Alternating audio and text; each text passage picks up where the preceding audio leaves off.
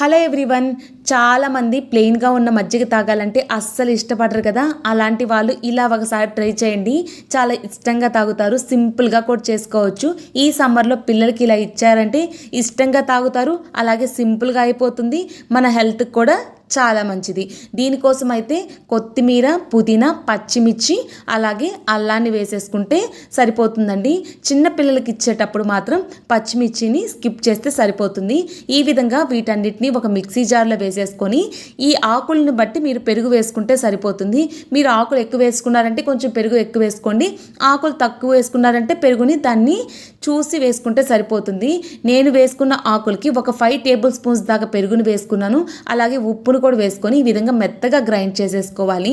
వీటన్నిటిని ఒక గిన్నెలో తీసుకొని ఈ పెరుగుకి సరిపడినన్ని వాటర్ని యాడ్ చేసుకొని మంచిగా మిక్స్ చేసుకొని తాగారంటే సూపర్ టేస్టీ మజ్జిగ తయారైపోతాయండి. ఈ సమ్మర్లో మీరు కూడా ట్రై చేయండి, చాలా టేస్టీగా ఉంటాయి.